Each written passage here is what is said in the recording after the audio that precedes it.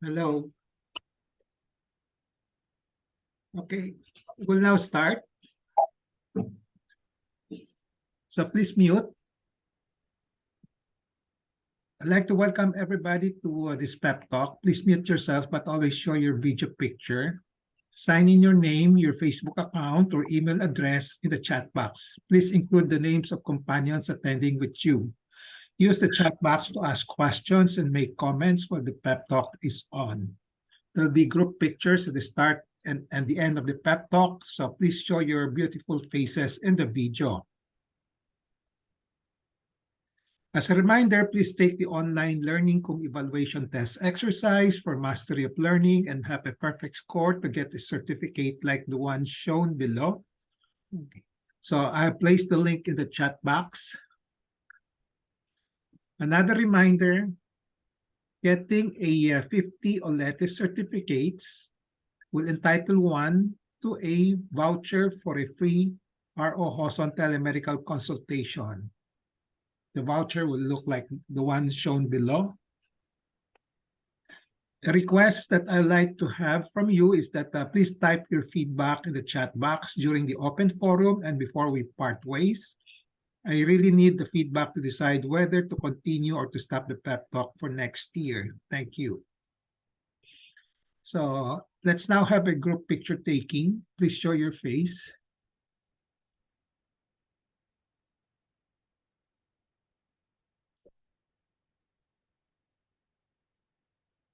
Okay. Nobody, okay. Okay, Chris. Phoebe, are you going to join us, Phoebe? Mel, are you going to join us for the picture taking? Okay. 1, 2, 3.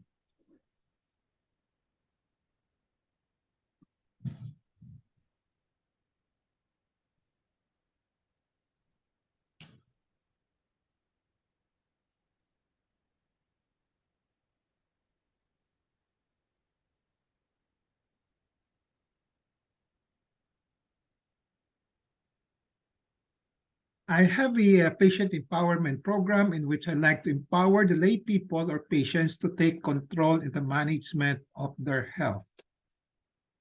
There are 3 courses in the pep talk. I completed the core course on October 9, 2021 last year.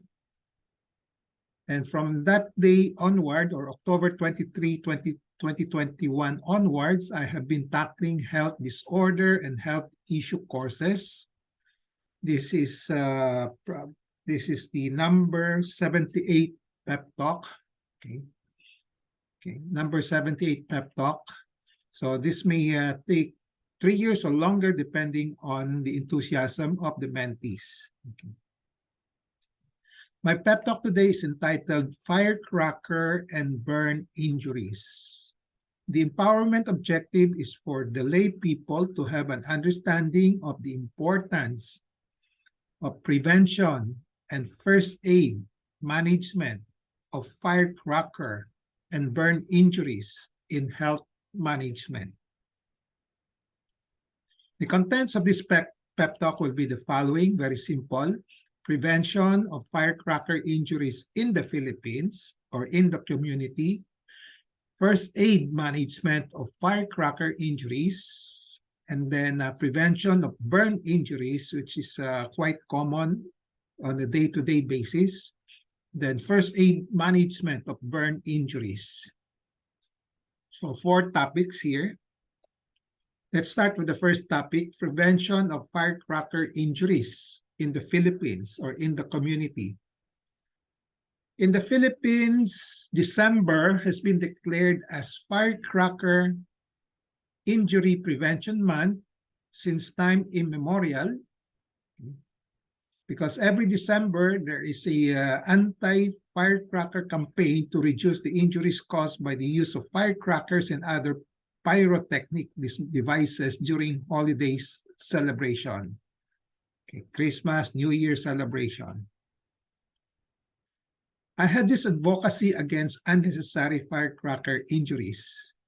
The background for this advocacy is that As a surgical resident in the Philippine General Hospital from 1976 to 1981, that's 5 years, I had this gruesome experience of seeing and treating patients with firecracker injuries every year end. So I see a lot of patients with blown out hand. Okay? Sometimes the hands are dangling already. Sometimes the hand or the hands has been cut off. Okay, completely detached. Okay, so very gruesome. So I had pictures, but I don't like to show them to you. Okay, I always ask myself out of frustration when I saw these gruesome pictures of patients with firecracker injuries. Tinatanong ko, when will they ever learn? No, year in and year out. In 2004, when I was the chairperson or chairman of the Department of Surgery in the Hospital ng Maynila Medical Center, I launched a campaign to prevent unnecessary firecrackers in the city of Manila. Kahit na city of Manila lang, because I belong to the Department of Surgery of the Hospital Maynila, which is a hospital of the city of Manila. So I wrote a letter dated October 22, 2004 to then Mayor Joselito Atienza, requesting for help to have an ordinance promulgated by the City of Manila Council banning the use of firecrackers by the public in the City of Manila during every New Year celebration starting 2004. So I tried my best to promote this advocacy against firecracker injuries, and then took the opportunity of writing a letter to the mayor and see if I can do somehow I can contribute a little, at least to the residents of City of Manila. Okay. I thought of such kind of an ordinance was the most effective way of reducing, if not totally eliminating, the incidence of firecracker injuries in the city of Manila. So at this time, Davao City has an ordinance ban on firecrackers, and this was effective. But unfortunately, my letter to the City of Manila City Council, there was no response. Okay. So December 2010, so that's about 6 years after. So to the first week of January 2011, so I decided to just put up a website because I don't see anything happening through the government effort. Okay, entitled "Unwanted Firecracker Injuries," just to maintain my advocacy against unnecessary injuries, firecracker injuries. This is the only thing that I can do to keep on reminding people on the risk of firecracker injuries and appeal to them to avoid. That's the best thing that I can do. Fortunately, as years go by, more cities have passed ordinances on firecracker ban. Examples, aside from Davao, you have Zamboanga, Baguio, Muntinlupa as of 2013. That was the last year that I was tracking. Okay. Again, fortunately, in 2017, President Duterte issued the Executive Order number 28, providing for regulation and control of the use of firecracker and other pyrotechnic devices. So I was happy to see this Executive Order. So the Executive Order 28 limits the use of firecrackers to community displays. So the objective is to minimize the risk of injuries and casualties. The use of firecrackers should henceforth be confined to community firework displays. So as a result of that, the EO has reduced significantly the number of firecracker injuries in the Philippines because this is a nationwide ordinance, but there are still casualties. So we have not yet achieved zero incidents in the Philippines. So firecrackers and fireworks, no doubt, will be present in our midst because of the tradition and because of the people not heeding, not not minding the risk that they have to go through, then kumisan bahala na yung attitude, okay? So they will never be completely eliminated as they will continue to be used for celebrating milestones and occasions. To avoid unnecessary firecracker injuries, my recommendation is that firecrackers be sold to and used only by people trained and authorized to do fireworks during special occasions and in safe places. Because as I said, this tradition cannot be removed. At least those who are trained are only the ones authorized to do the fireworks. Okay. So the rest of the people, the citizenry should just watch and enjoy the fireworks at a safe place and be protected from firecracker injuries.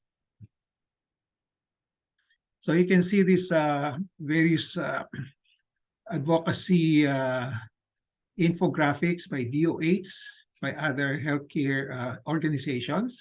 So sa paputok may disgrasya, ito ang ebidensya. Okay, so you see people mangling hands, okay, injuries to the eyes, ito, okay, and then burns, ito, okay, kita na yung muscle, mga ugat, and then, okay, ito, naputol na iba, yung kamay, okay. So the operation plan will be iwas paputok to avoid all these injuries, and then just do firework display ang patok, okay? Just watch the fireworks, no? Okay. So let's now go to the first aid management of firecracker injuries. So if you cannot avoid the best way to avoid firecracker injuries is not to be involved in doing the fireworks, but if you got the injury because of the firecrackers, these are the essential things that you should do. Number one, wash, hugasan lang mabuti, no? Copiously with soap and water right away. So right after the injuries, wash it with soap and water. And this is applicable to all parts of the body, wherever it is. Even sa eyes, wash it with soap and water right away. Or even just water mo na, bago yung soap, okay? Kasi mahapdi yung soap. Then number two, control profuse bleeding if present. Kung may bleeding, because of the fireworks, of the blast injury, you just apply pressure. So either by a clean hand, kung malakas yung bleeding kagad, so itapal mo kagad yung kamay, or bandages. If you have any clean bandage, it doesn't have to be sterile. No? So apply pressure on the bleeding areas.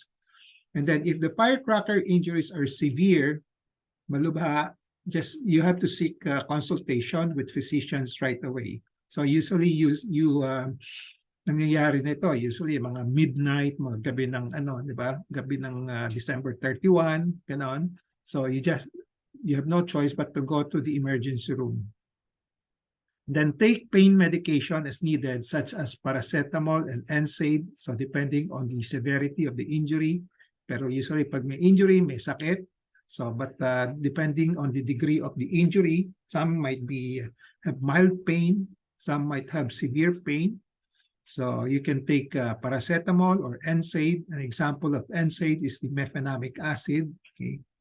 Then antibiotics may be prescribed by physicians as indicated. So ibig sabihin, not all persons with firecracker injuries will need antibiotics. Baka mild lang naman yung injury, konting burns lang. You don't need antibiotics. But for those with severe injuries na may open wound, then antibiotics will have to be prescribed. And at times, kung severe din ang wound, anti-tetanus injection will have to be given. Okay. So essentially, those are the first aid management for firecracker injuries. So wash, control bleeding, and then seek consultation as needed, then take pain medications, and then antibiotics only as needed, kung kailangan lang. Okay. Let's now go to the second topic, which is more common, okay, because this is a all year round event that can happen to anybody. Burn injuries. There are 4 common causes of burn injuries. Number one is smoke inhalation as a result of the burns of the fire. Okay. And then thermal in contact, okay. Electrical equipment, chemicals. Okay. Our focus of discussion today will just be on those burns caused by thermal contact, meaning mataas ang temperature caused by fire, hot liquids, and then contact with hot surfaces. These are the ang pinaka-common dyan, probably contact with hot surface or hot liquids, then fire would be a second more common cause of burns in the Philippines or in our community. Prevention is basically avoidance of contact with fire, hot liquids, and hot surface. Okay. So yung fire, try to prevent a fire from developing. Hot liquids, try to avoid touching them. Hot surface, avoid touching them also. Okay. So one has just have to be vigilant and mindful against this risk to avoid these injuries. So first aid management of burn injuries. So let's start with the classification of burns muna. Okay. So burns can be classified into several types, several categories. So basically, for layman, you can call superficial, yung mababaw lang. Then the other one, the next one will be partial, and then full thickness. Okay, so superficial, partial, full thickness. Full thickness means yung full thickness of the skin. Okay, yung skin is made up of the several layers here, no? Okay, the epidermis, dermis, no? And then after that, yung taba, sub-Q, and then muscle, no? And then, so partial thickness means hindi pa umaabot dun sa sa ilalim. Okay? So, the other terminologies used here will be for superficial, they call it first degree burn.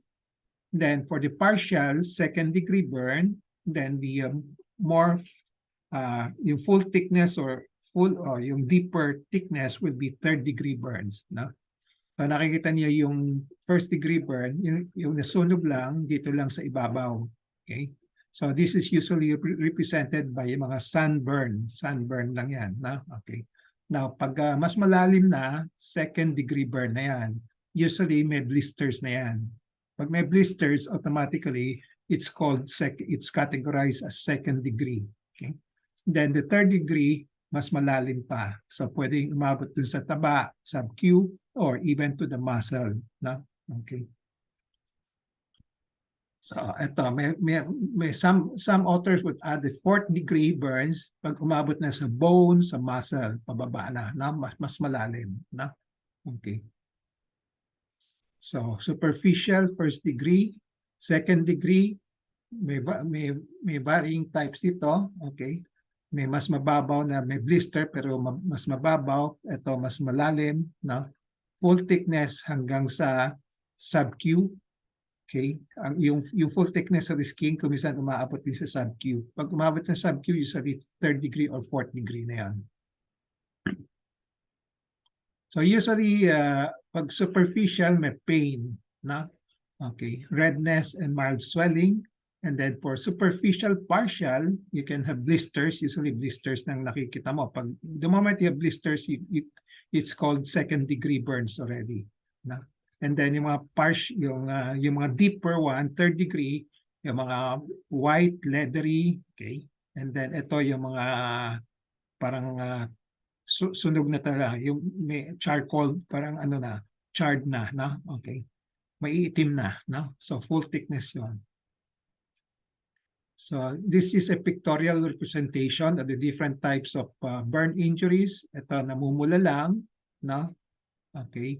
So probably, baka hindi naman sunburn na ito. Baka because of hot fluid, liquid, sandali lang yung contact.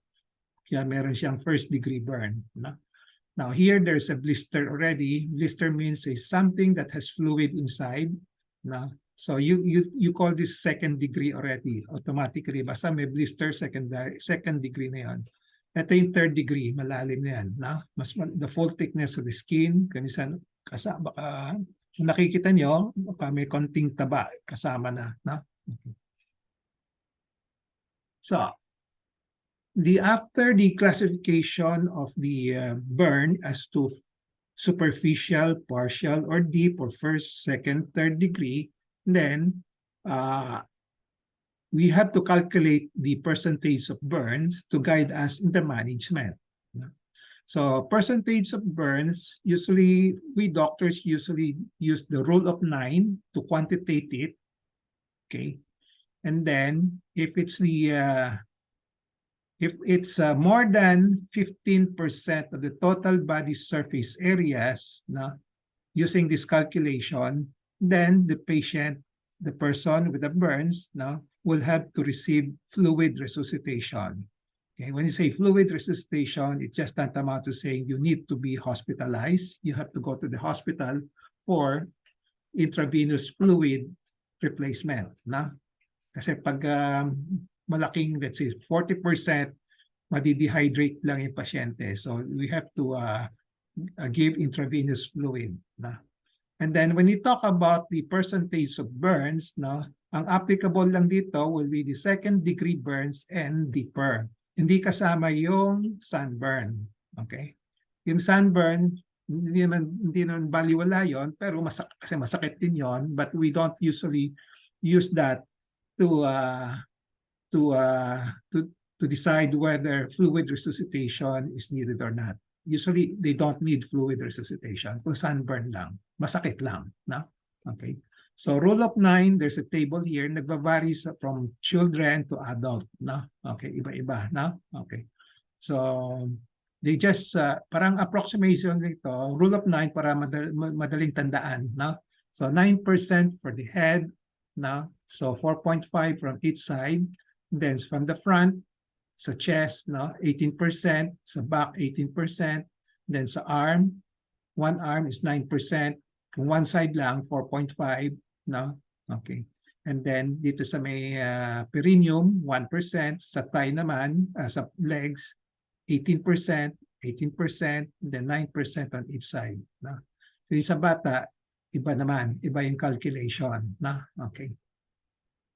So it's hard to memorize this. We doctors usually have a chart as a código, to guide us. Okay. Now, kung hindi niyo matatandaan, mahirap tandaan yung rule of 9, you can just use at home. You can use the so-called palmar method. So palmar method is that you use the hand of the patient. Hindi ikaw ha, yung pasyente, yung palm niya is equivalent to 1%. So hindi kasama yung mga fingers sa yung wrist. Okay. So 1% ito, titingnan mo lang what's yung burn area, kung kasing laki ng palm niya, 1%. Kung double, baka 2%. Triple, 3%.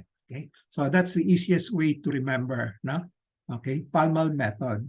So kung greater than 15% total body surface area, okay, na second degree burns or deeper, then the patient will have to be brought to the emergency room, okay, to receive fluid resuscitation.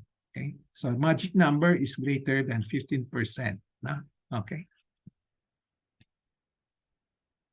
First aid management of burn injuries. Just flush it with water.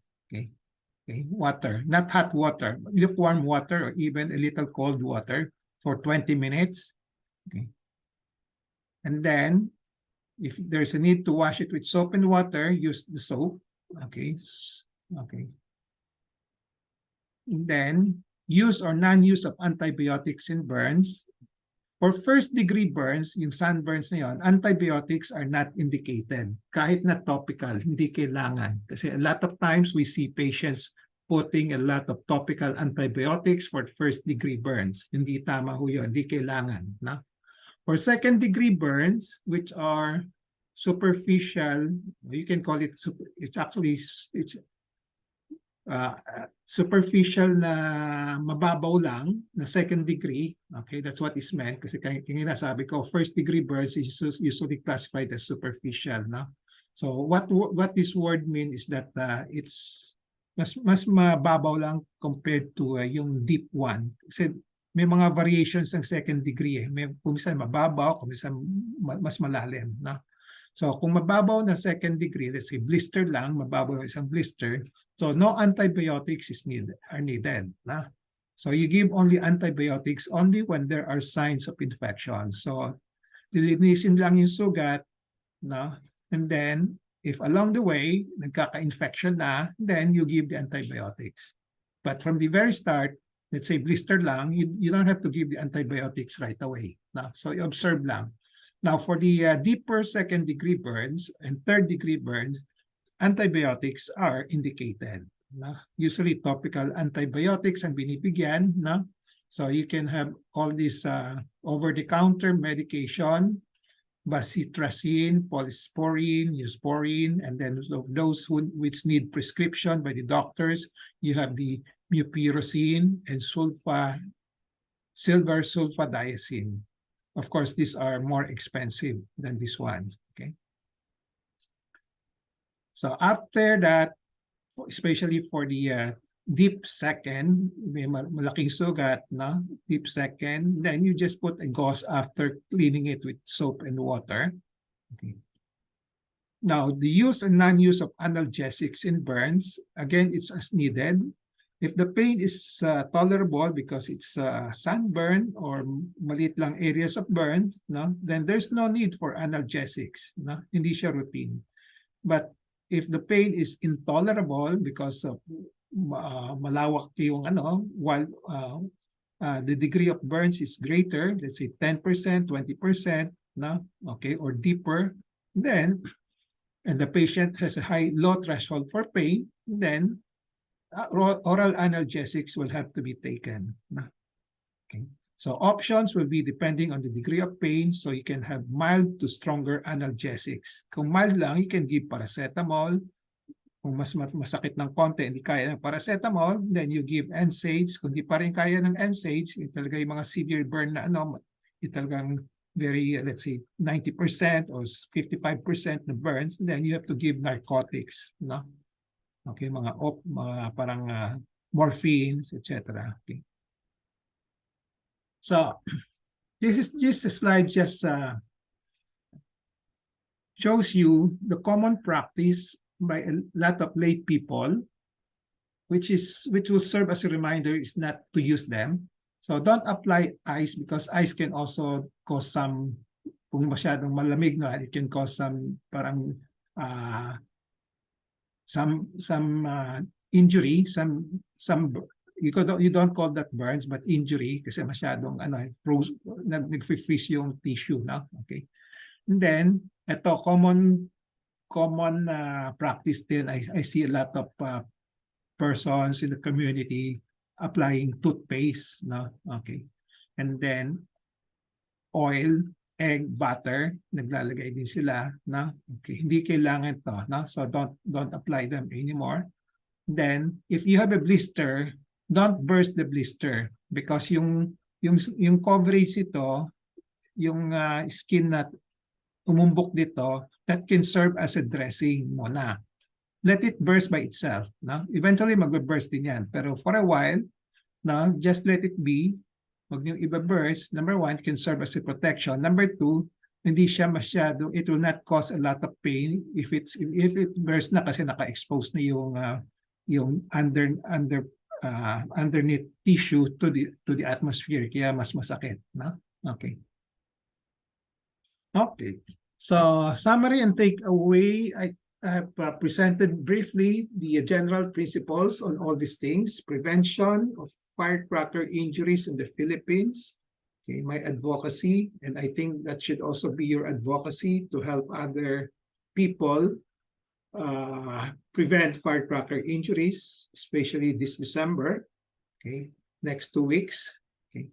First aid management of firecracker injuries, and then prevention of burn injuries, first aid management of burn injuries. So I have covered all these things briefly. So we will just answer your questions later on. Okay. So takeaway in relation to patient empowerment, be always in touch with reliable and medical information on firecracker and burn injuries. Knowledge is power, it gives power. Use the 4 Ks of patient empowerment, kaalaman, kakayanan, karapatan, and kapangyarihan to gain greater control over decisions in the prevention and first aid management of firecracker and burn injuries. So with that, I end my pep talk, firecracker and burn injuries. I hope you have a better understanding of the importance of prevention and first aid management of firecracker and burn injuries in your health management. So as a reminder, please take the online learning kung evaluation test exercise for mastery of learning and have a perfect score to get a certificate. 50 OLETE certificates entitled 1 to a voucher for a free medical consultation, telemedical consultation. And then again, as a reminder, please type in your feedback in the chat box during the open forum and before we part ways. And then let's now have a second group picture taking before we have a open forum.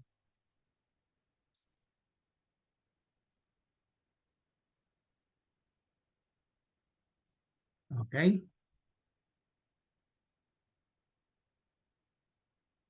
Ready? All set? 1, 1, 2, pahabol. 1, 2, 1, 2, 3. Okay. Let me see.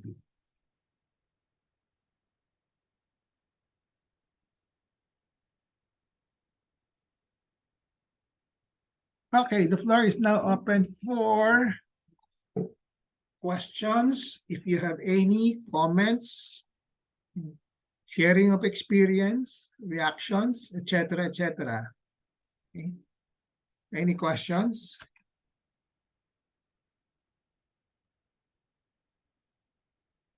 All of us like to watch firecrackers, fireworks, di ba? Tama? Who doesn't like to watch fireworks? Lahat, di ba? I suppose lahat. We all want to watch fireworks, no? Okay. So, pero hanggang dyan na lang. Okay? Just watch na lang, ha? Okay. So, wag na yung wag na kayo magipagsaw-saw, no? Wag na kayo magpaputok. Number 1, there's a risk for injury. Number 2, okay ba sa inyo? Parang sinusunog na rin yung yung pera ninyo with firecrackers. Okay. Okay. Unless you believe that there's a reason for doing the fireworks, no? Naniniwala kayo may mga luck ba yan? Darating ang swerte? Okay. So try to avoid yung firecracker injuries, no? Okay. So any comments on the firecracker injuries and advocacy? Doc, this Yeah. is Susan.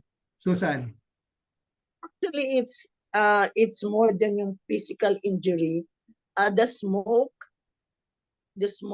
emitted not only by firecrackers but also even fireworks should also be considered. Pollutions, parang inhalations, no? Mga smoke of the fireworks, no? Yes, because kasi in the States, for instance, talagang malayo yung fireworks and specific talagang places we just really watch. Kasi kung malapit, like MOA used to have these fireworks mga hapon. I don't know if the smoke emitted by these fireworks is also dangerous to our health. Yeah, lalo na yung nasa ground, yung fireworks nasa ground, di ba? Pero yung fireworks na sa sky, mas madi-diffuse yun di ba? Okay. So sa MOA ba, where do they put the fireworks? Sa Manila Bay, di ba? Yeah, malapit doon. Tapos merong specific area where people can sit and yung mga pagbibiling pagkain, something like that. Business din eh. Siyempre Yeah. business din. Kaya Yeah. aside Yeah. from the watching it. Kasi ang ko sana mag-ingay na lang. Yeah, mag-ingay Yun na din lang, lang ang turotot na lang. I don't know. Turotot na lang, turotot. Yeah, that's right. That's right. Welcoming the new year with with music and ingay and Yeah. Yeah. Okay. So that's why I said hindi mo mawawala yan kasi maraming may kanya-kanyang belief kuminsan. They just want they have to do some fireworks because parang sabi yung iba nagsasabi parang matanggal yung balas for the last year. Ganon. Maraming belief doon eh. No? Ganon. So to be practical about it, just avoid, just watch na lang. No? Okay. So any more comments on the fireworks muna bago tayo pumunta sa burns? I suppose meron pang injuries darating yan by 2 weeks from now. No? Sana mabawasan din yung mga gun, yung mga firing guns, no, to the air. No, that's another part. So risk for injuries during the New Year evening, no? Okay. Ganon, di ba? Okay. So stay home, usually best to stay home para hindi kayo tamaan ng mga fallen bullets, no? Okay. And then, okay, kung wala nang comment dun sa fireworks, no? Can we now focus on yung mga burns? Okay. Sa burns. How many have experience applying Colgate toothpaste? Can I have a show of hands? Okay. Isa lang? Isa lang? Okay. Anong paniwala mo? Bakit ka nagtutoothpaste, Abet? Sabi lang nila, yun daw ang pinaka-effective, sabi ng matatanda. So until now, dala-dala ko yun. Kaya lang, pag nilagyan mo siya, after a while, bumibintog na siya. Ano? Pinipintog? Nagsusuwala, nag-aano na siya, watery. Watery? Blister. Oo, nagbi-blister na siya. Hindi, ina-apply mo sa lahat. I Yes. mentioned different types of burns, di ba? May first degree, second degree, third degree. No? So, ina-apply mo sa lahat? Wala pa naman akong experience kundi yung first degree. Ay, first degree sunburn. Sunburn. Basta yung yung talsik na mantika. Yung may blisters na yun. Oo, yun. Pag nilagyan second degree na yung tawag doon. Oo, pag nilagyan mo siya ng toothpaste, pag nawala, nagbi-blister na siya. Hindi lang toothpaste. Pag nilagyan mo ng toothpaste. Pag nilagyan ko ng toothpaste, after a while, nagbi-blister siya. So you apply it right after the talsik ng langis? Yes. Hinuhugasan ko muna. And then after drying it up, naglalagay ako ng toothpaste. And then after a few minutes, makita mo may blister na siya, mataba na siya. Okay. Ganun yun. I don't think it's ang proseso is like this. Kasi natalsikan ka ng mantika, mainit yon, no? So it will sometimes, the blister will not occur right away, no? So after a few minutes, no, or even several hours, lalabas yung blister, no? Kasi parang nagmamanifest na siya na yung talagang yung depth ng burns niya, no? So kakaroon sa blister, usually mantika, depende sa dami ng mantika at saka gaano kainit, di ba? So, kung minsan, baka first degree lang, mapula lang, iba naman, may blister na, no? So, but the blister does not form right away, no? Okay. So, pag medyo mild lang yung burns mo, konti lang mainit na mantika, it will take some time, no? Probably several hours, several minutes bago lumabas, no? So, nung nilagay mo ng toothpaste, baka during that time, nagdi-develop pa lang yung blister, no? Okay. So, kaya sinasabi mo nagtutubig, no? Nagtutubig siya. So, after that, lalagyan mo pa rin ng toothpaste kung may tubig na. Hindi. Ano na siya, nilalagyan ko na siya ng betadine kasi masakit na siya eh. Okay. Betadine is not for the pain, ha? Hindi. Kasi parang pag nakita mo, gusto ko nga tusukin na siya eh.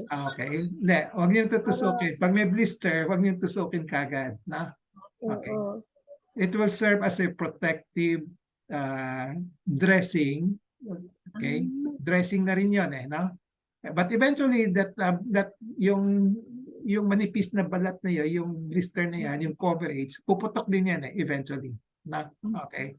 But let it stay for a while, no? Para hindi masyadong masakit din. Okay? Ganon. So remember that. Kasi a lot of lay people, when they have blister, pinuputok na nila kagad eh. Di ba? Okay. So let it stay for a while. Na? Okay. May protection din yon, na? Okay. Then, kung may blister lang, 1 blister, 2 blisters, let's say 1% burn lang, 1% yung kamay, yung palm, 1 palm. No? Okay. So you don't need antibiotics for that. No? You don't need betadine. Just wash it with soap and water every day. No? Okay. Okay. Soap and water, pwede na. You don't have to buy all those expensive yung mga antibiotics ointment, no? Okay, ang betadine, no? Huwag niyong lalagyan ng betadine, no? Yung mga burns, kasi na-absorb yung mga chemicals doon, no? Kasi may chemicals yung mga betadine, di ba? May yung mga ano, so ma-absorb yun eh, no? Okay, so it will create more injury, no?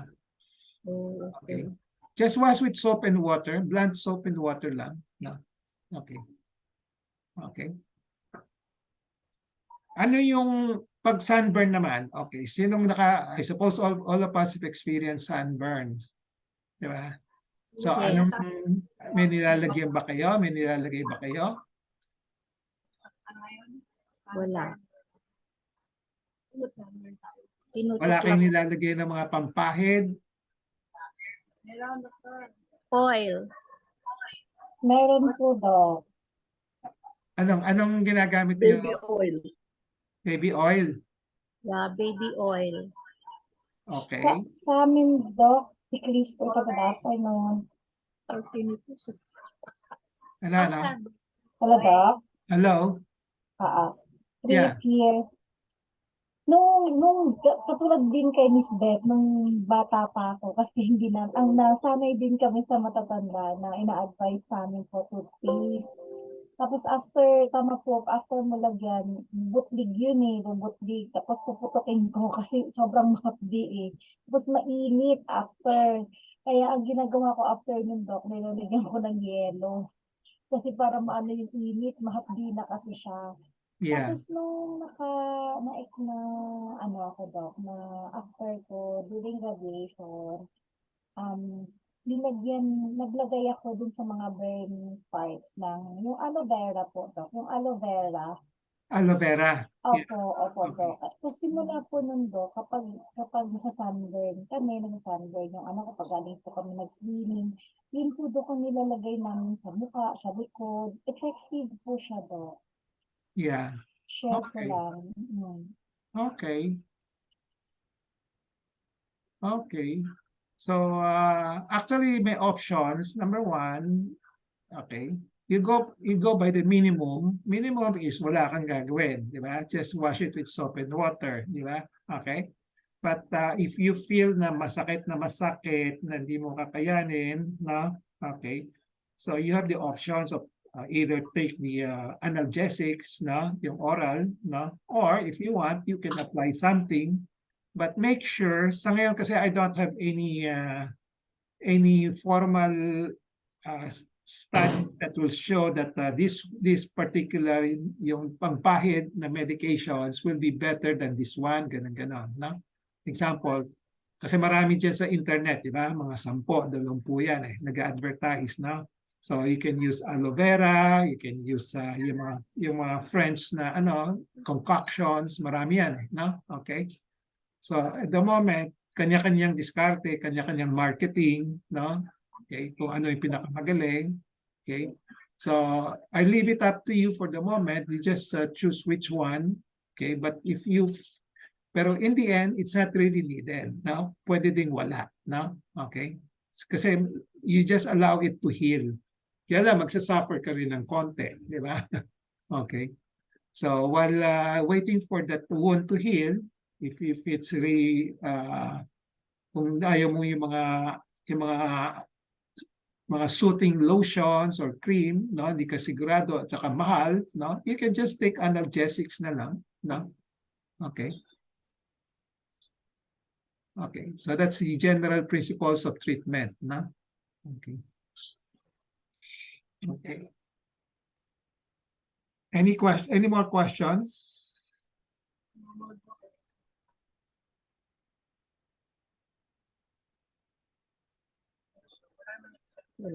Pag nagkaroon ka ng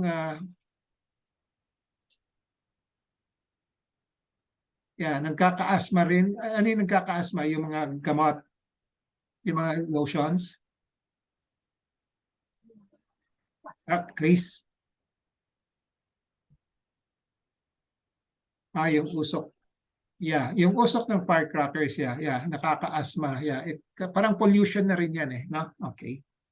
So, ano ba sasabihin ko na yung pag first degree burn, usually wala kang scar, no? Tandaan niyo ha, walang scar.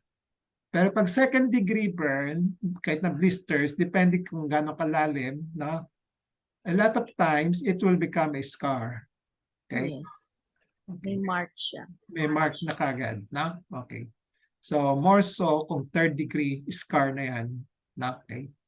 Now, pag nag-scar na yan, wala ka na magagawa unless ipa-plastic surgery mo, no? Okay.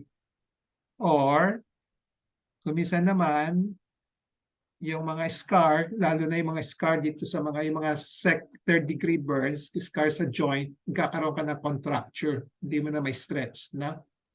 Okay. Pag malapit sa joints, no? Let's say yung mga joints ito, may burns ka rito, no? Kung may makapal na scar, no? Hindi mo na mabubuksan yan, no? Okay. So yan yung tawag na contractures, no?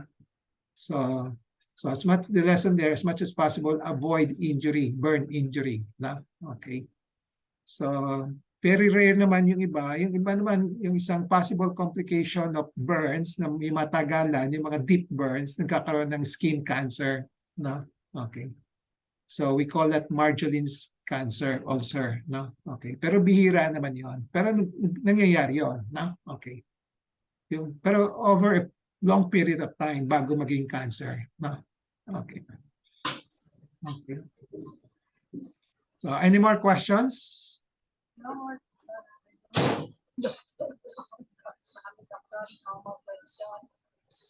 Banana? Okay. Perla, you want to share something, Perla?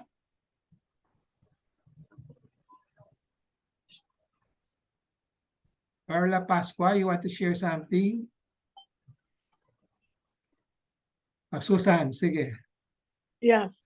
I remember that my brother-in-law's fingers were cut off.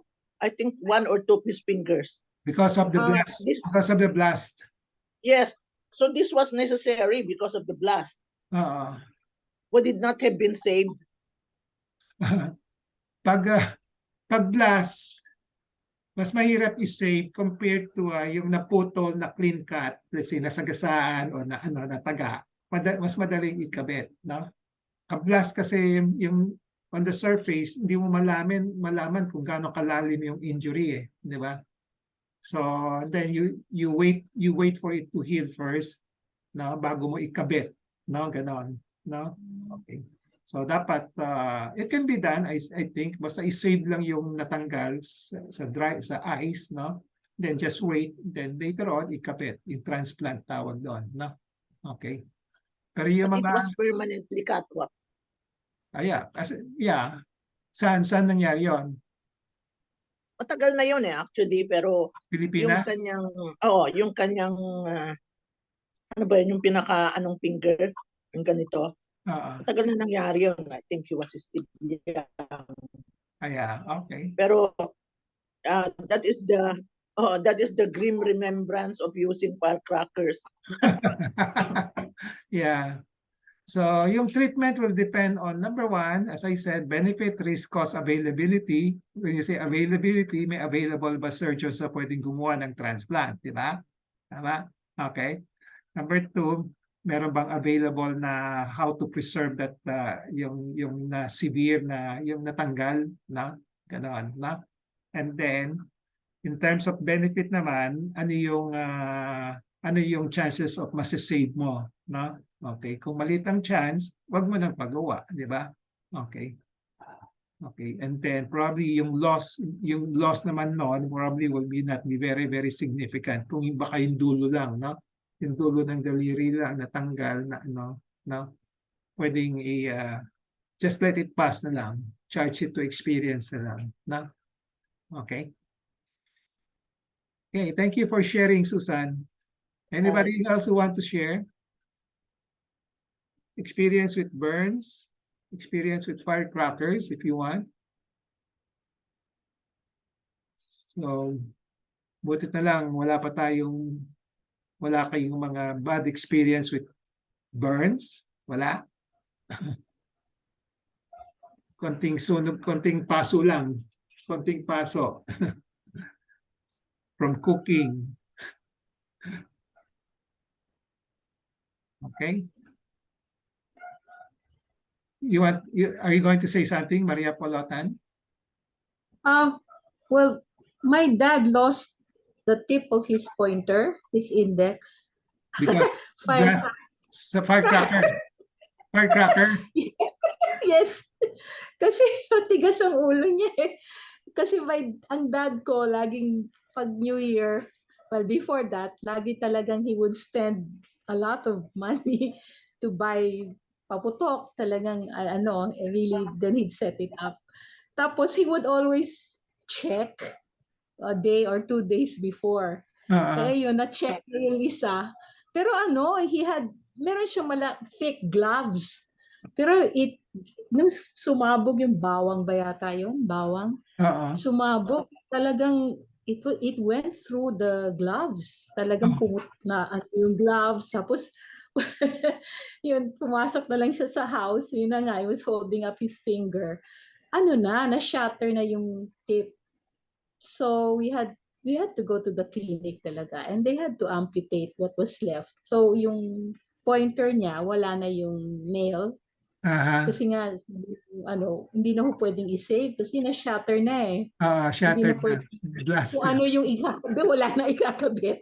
So ayun, what's so funny was the doctor asked me, tumutugtog ba ho ng piano si tatay? Sabi ko, hindi. Mabuti na lang kasi hindi na siya pwede tumugtog ng piano. Sabi ko, hindi. He doesn't play any instrument. Yeah. So, ayun. So, I think it's funny, but it wasn't funny then. But now it is. Kasi, I think people will only stop if they have something awful happen to them like that. Then they'll stop. That's true. That's true. If those who are really, pasaway, kung hindi mangyari sa kanila, hindi sila titigil. Okay. So yung father mo, after that, hindi na nagpapaputok. Ay, hindi na. No more. Wala na. Quiet na lang. Kasi it was hirap. Kasi it was December 30 yata nangyari yun eh. So December 31, oo. So talagang buti na lang may clinic that was open. Aha. Ayun. Sa clinic ginawa, hindi sa hospital. No, sa clinic ko, dito sa papuntang Sukat may clinic. It Ah. was 24 hours open. So ayun. Ay. Okay. So lessons, lessons learned by those hard lesson. Hard lesson. Oo. So sa ngayon, wag na lang, no? Just watch na lang the display. Yes. And watch for a distance, no? Watch for a distance Yes. na lang, no? And then try to convince all your relatives not to also, to involve in actual fireworks na lang, no? Okay, watch na lang. Okay? So yung sa burns, so all of you know how to manage burns already, no? Okay. So especially ang pinaka controversial yan, mga discussion yan, yung what to apply, di ba? Okay, so yung mga cream. So the minimum is just wash it with soap and water, kahit na wala kayong, kung hindi nyo kabisado, just wash it with soap and water, let it heal by itself. No? Okay. It will heal, no? Kahit na wala kayong nilalagyan. Minsan yung sinasabing nilalagyan, they believe it will heal faster. No, it will not heal faster. No? Okay. So, kung minsan yung healing power, it depends on the healing power of your own body, no? Okay. Which nobody can predict, no? Okay. Okay. So, if there are no more questions, we'll call it a day. So, I'd like to greet everybody. Merry Christmas, Happy New Year. Merry Christmas po. Okay. So, this is Merry Christmas to all. okay. This is our last step for this year. Merry Christmas everyone. Yes. Merry Okay. Christmas, everyone. And Okay. Dr. Hosan and Merry Christmas. family. Merry Merry Christmas. Christmas everyone, everybody. Sige. So, Merry Christmas, everybody. Yes, Merry Christmas. Merry Christmas. I will just inform you when it will be the next. Probably the first Saturday of January. Ganon, na? Okay. Okay? Okay po. Bye-bye. Thank you. Thank you. Bye-bye. Salamat po. Merry Christmas. Stay safe. Kayo rin. Pray safe. Yes,